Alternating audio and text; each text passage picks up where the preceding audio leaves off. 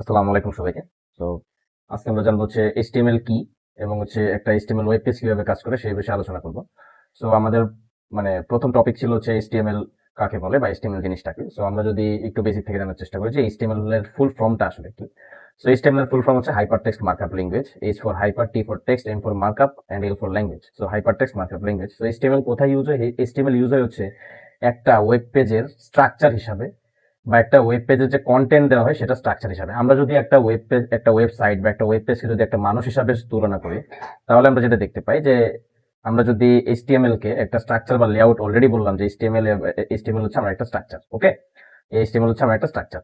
So HTML যদি আমার একটা স্ট্রাকচার হয়ে থাকে, সো আমি যদি HTML কে বা একটা ওয়েবসাইটকে যদি একটা মানুষের সাথে তুলনা করি, তো এখানে মানুষের যে কঙ্কাল এটা হচ্ছে আমার HTML।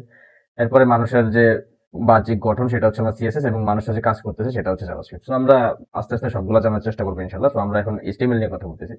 সো একটা মানুষের গঠন বা কঙ্কাল হচ্ছে HTML। তেমনি একটা গাড়ির ব্লু প্রিন্ট হতে পারে, একটা বিল্ডিং এর যে রড রড বা বিভিন্ন কাঠামো দিয়ে যে একটা গঠন তৈরি করে সেটাকে আমরা HTML সাথে তুলনা করতে পারি। মেনলি HTML হচ্ছে আমার একটা ব্লু প্রিন্ট। হ্যাঁ, সো HTML দ্বারা হচ্ছে আমরা ওয়েব পেজ তৈরি করি। সো আমরা যদি একটু ভিএস কোডের মাধ্যমে যদি আমরা একটা ওয়েব পেজ তৈরি করার চেষ্টা করি, সাপোজ হচ্ছে আমার এখানে একটা লেআউট তৈরি করা আছে বা একটা ব্রয়লার প্লেট অলরেডি দেওয়া আছে। সো আমি যদি এখানে হ্যালো লিখি এবং আমি যদি আউটপুটটা দেখার চেষ্টা করি, তো কিভাবে আউটপুট আসতেছে সেটা আমরা পরবর্তীতে আলোচনা করবো, সমস্যা নেই। তো এখানে যে একটা হ্যালো আসছে এবং এখানে একটা আইপি অ্যাড্রেস আসছে, সো এই মেনলি এই জিনিসটা হচ্ছে আমার একটা ওয়েব পেজ। ঠিক আছে, সো আমি এখানে যে কোনো কিছু সার্চ দিই, সাপোজ হচ্ছে আমি যদি এখানে সার্চ দিই HTML, সাপোজ আমি সিএসএস সার্চ দিলাম।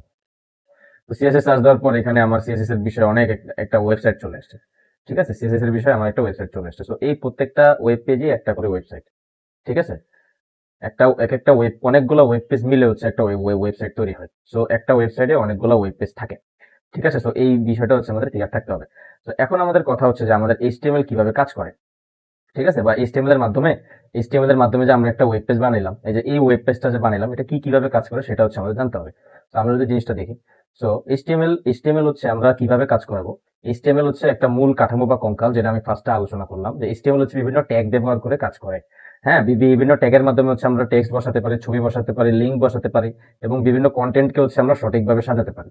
ঠিক আছে, তো আমি যদি একটা এক্সাম্পলের মাধ্যমে দেখাই, যে আমি যদি সার্চ দিই যে উইকিপিডিয়া, আমি যদি উইকিপিডিয়া সার্চ করি, তো এখানে যে উইকিপিডিয়ার যে বিভিন্ন বিষয়গুলো আছে, যেমন আমি এখানে কমন্সে একটা সার্চ দিলাম, তো এই যে বিষয়গুলা, তো এই এই লেখাটা লেখছে একটা ট্যাগের মাধ্যমে।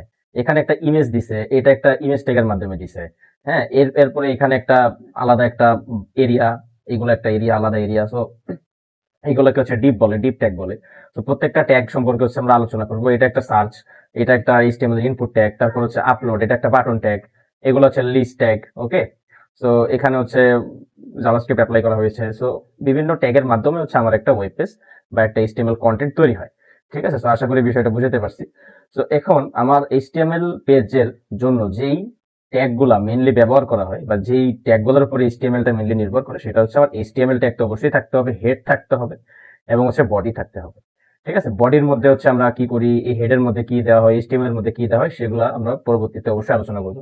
আমরা হচ্ছে জাস্ট দেখতেছি যে HTML কিভাবে কাজ করে।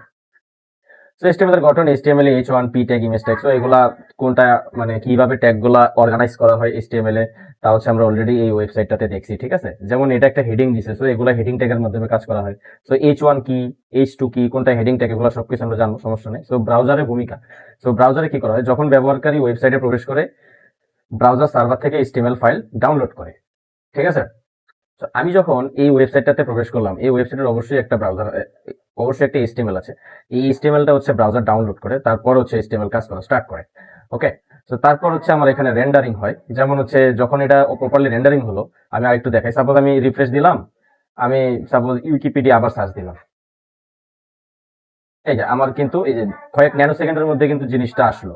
এখন যদি আমি ক্লিক করি, যে একটু রাউন্ড হলো, এখানে একটু রাউন্ড হলো, রাউন্ডে হচ্ছে আবার আমার জিনিসটা রেন্ডার হলো, রেন্ডার হয়ে হচ্ছে আমার ফুল ওয়েবসাইটটা আসলো। এখন যদি আবার দেখাই, যে ঘুরলো, রেন্ডার হলো, আবার হচ্ছে আমার ওয়েবসাইটটা শো করলো। আমার রেন্ডারিং প্রসেসটা হচ্ছে এটাই, লোডিং প্রসেস যেটা আমরা বলি মেনলি, ওইটাকে হচ্ছে রেন্ডারিং বলা হয়। এরপর হচ্ছে স্টাইলিং হচ্ছে সিএসএস স্টাইল শিট বলি বা ক্যাসকেডিং স্টাইল শিট বলি। এইভাবে হচ্ছে আমার HTML কন্টেন্টকে ডিজাইন এবং কালার করা হয়, বা হচ্ছে বিভিন্ন ইফেক্ট দেওয়া, অ্যানিমেশন দেওয়া, এগুলো যখন আমরা সিএসএস শেষ করবো, অনেক পরের কথা সিএসএস। তো সিএসএস যখন শেষ করবো তখন হচ্ছে আমরা এগুলো বিষয়ে আরো বিস্তারিত জানবো ইনশাল্লাহ। তো এইচটিএমএল হচ্ছে আমার একটা ব্লুপ্রিন্ট বলা যায় বা একটা ওয়েবসাইটের রূপরেখা বলা যায়, যেটার মাধ্যমে হচ্ছে আমার একটা বিভিন্ন কন্টেন্ট দ্বারা আমি একটা ওয়েব পেজ বানাতে পারি এবং অনেকগুলো ওয়েব পেজের মাধ্যমে একটা ওয়েবসাইট আমি উপস্থাপন করতে পারি। ঠিক আছে, তো এই হচ্ছে আমার এইচটিএমএল এবং ওয়েবসাইট একটা ওয়েব পেজ কিভাবে কাজ করে সেটা হচ্ছে শর্টে এবং হচ্ছে খুব সংক্ষেপে বোঝানোর চেষ্টা করলাম। সংক্ষেপ না, খুব ভালোভাবে বোঝানোর চেষ্টা করলাম ইনশাল্লাহ। সো আশা করি সবাই বুঝতে পারছো। সো বেস্ট অফ লাক সবাইকে, দেখা হবে পরের টপিকে।